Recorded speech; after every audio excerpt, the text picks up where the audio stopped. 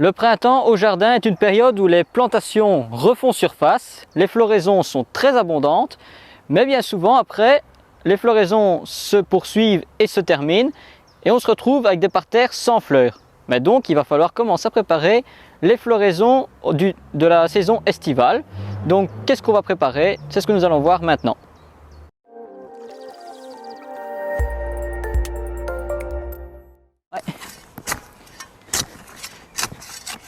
Bonjour à tous, ravi de vous retrouver ici dans cette vidéo. Donc ici nous allons commencer à préparer des coins de parterre où nous allons accueillir des floraisons qui vont avoir lieu au début de l'été et qui vont se poursuivre jusqu'en automne. Donc vous aurez plusieurs choix possibles, notamment avec tous les bulbes que l'on vend au printemps, comme par exemple les dahlias, les eucomis, les glaïeuls, etc.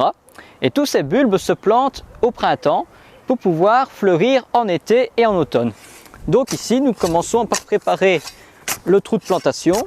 Donc je travaille bien la terre. Alors comme on peut le voir ici, j'ai un jardin dans lequel on a la terre qui est très sableuse, qui retient quasiment pas l'eau, et donc il va falloir améliorer ce terrain. Donc qu'est-ce que nous allons apporter? Une dose de compost frais qui n'est pas complètement tamisé. Comme ça, des matières vont continuer à se décomposer dans le sol via les micro-organismes présents dans ce sol. Et en même temps, la partie qui est déjà décomposée, elle va permettre de nourrir déjà les plantes. Donc, une fois qu'on a mis le compost en surface, on l'incorpore. Voilà. Et maintenant, qu'est-ce qu'on va bien pouvoir planter là? Je pense que vous allez peut-être reconnaître ceci. Donc, il s'agit d'un dahlia. Et si vous vous rappelez bien, il s'agit des dahlias que nous avions rempotés au printemps en serre froide. Donc, on avait vu le tubercule, les racines tubéreuses qui étaient toutes sèches, les tiges qui étaient desséchées. Et alors, on les avait remis en pot et on les a forcés. Le forçage, c'est quoi? C'est ce qui va permettre à la plante de se développer à l'avance par rapport aux conditions réelles de culture. Donc ici, pour la forcer, qu'est-ce qu'on a fait? On l'a placée dans une véranda avec une température comprise entre 15 degrés et 25 degrés quand il fait chaud. Et donc, ça a permis à la plante de se développer plus rapidement. Et je vais même vous dire, j'ai gagné du temps. Nous sommes ici au début mai et vous pouvez voir la plante qui est déjà bien développée. Mais pour avoir une plante comme ça, il a fallu travailler en amont. Ça permet de gagner du temps. Et donc, j'aurai des fleurs plus tôt que certaines personnes qui vont seulement planter leurs racines tubéreuses maintenant, au mois de mai, dans leur sol. Il va falloir qu'elles se développent. Et ici, on peut voir, j'ai déjà pincé. Donc, il y avait une tête. J'ai coupé la tête pour que la plante se ramifie et se renforce. Donc, maintenant, nous allons voir ce qui se passe dans le sol. Et on peut voir tout le système racinaire qui s'est super bien développé. Donc, la reprise est une bonne qualité. On va préparer le trou. Alors ici, dans ce cas-ci, j'ai voulu planter le dahlia ici pour quelle raison? Nous sommes devant un noisetier tortueux qui est décoratif par son bois, qui est torsadé. Il a fait une petite floraison au printemps avec des chatons et à côté d'un petit conifère nain qui n'a pas de fleurs et donc il manque de floraison dans ce coin-ci.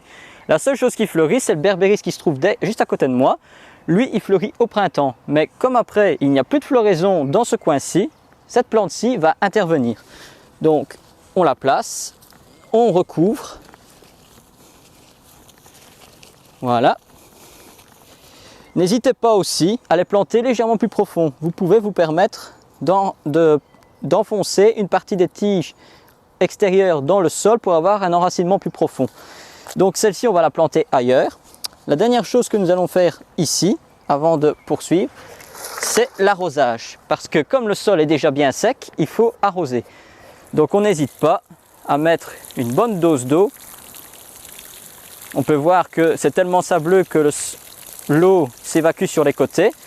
Quand c'est le cas, si vous avez un terrain très sec et donc qui ne retient pas l'eau, vous favorisez l'arrosage en faisant une cuvette autour pour permettre à l'eau de rester à cet endroit. Si maintenant vous avez un terrain lourd et qui retient trop l'eau, à ce moment-là, vos plantations, mettez-les sur une butte pour permettre à l'eau de s'évacuer sur les côtés et d'éviter que les racines soient constamment gorgées d'eau. Donc maintenant que nous avons planté ce dahlia, nous allons trouver un emplacement pour celui-ci. Nous avons vu la plantation du dahlia, mais souvenez-vous, nous avions aussi parlé des bégonias tubéreux. Eh bien ici, je suis devant les bégonias tubéreux que j'avais rempotés lors de la vidéo consacrée aux dahlias et aux bégonias. Et on peut voir, pareil, ils ont super bien repris, ils ont une super vigueur. Bon, bien sûr, il y en a certains qui sont plus compacts que d'autres. Celui-ci, par exemple, j'aurais pu le pincer au niveau des têtes pour favoriser le développement plus compact. Mais c'est pas grave parce que ceux-ci vont être dans des jardinières où ils vont donner de la hauteur et vont finir par redescendre. Donc à la limite, c'est pas grave. Et donc on peut voir au niveau système racinaire aussi que le développement est au rendez-vous. Alors bien sûr, le système racinaire des bégonias est plus fragile que la plupart des autres. On peut voir que c'est très fin. Et donc aussi, je le rappelle, quand vous plantez votre tubercule, faire attention de ne pas le mettre droit mais bien en biais car il y a une partie creuse qui peut pourrir. Ici, maintenant qu'ils se sont bien développés, nous attendons le 15 mai pour pouvoir les mettre dans nos jardinières car on peut toujours craindre une gelée nocturne. Donc ça c'est pour les bégonias. Maintenant, donc nous allons passer à la question du jour qu'Amandine va nous lire tout de suite. Question de Christophe. Quand et comment entretenir des euphorbes? J'ai l'impression qu'elles ne fanent pas. Alors les euphorbes, c'est très intéressant comme question et je pense que pour y répondre, nous allons nous diriger devant un plan d'euphorbes. Ça répondra bien à la question. Donc ici maintenant, nous sommes devant le parterre dans lequel se trouve une euphorbe. Alors il en existe différentes espèces, différentes variétés et selon lesquelles il y a des périodes de floraison différentes qui s'étalent du début du printemps jusqu'à fin du printemps. Et ici nous avons une euphorbe qui est rampante pour mettre dans la partie rocailleuse. Nous avons ici les tiges qui ont poussé l'année passée au printemps et qui ont ici, après l'hiver, commencé à fleurir. La floraison dure quand même un certain temps. Et alors, une fois que la floraison se termine, nous avons des petites poches dans lesquelles vont se trouver toutes les graines qui vont multiplier la plante naturellement. Une fois que ces parties sont finies de fleurir et que les boules de graines se forment, c'est à ce moment-là qu'il faut les tailler pour éviter de 1 qu'elles se prolifèrent partout, sauf si vous avez envie.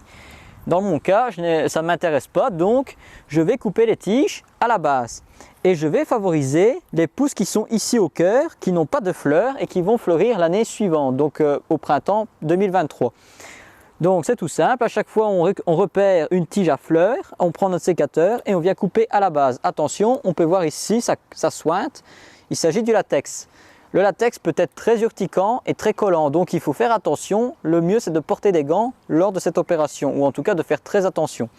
Donc ici, je vais en couper 2-3, mais je ne vais pas tout couper car il y a encore des fleurs qui sont pas trop avancées.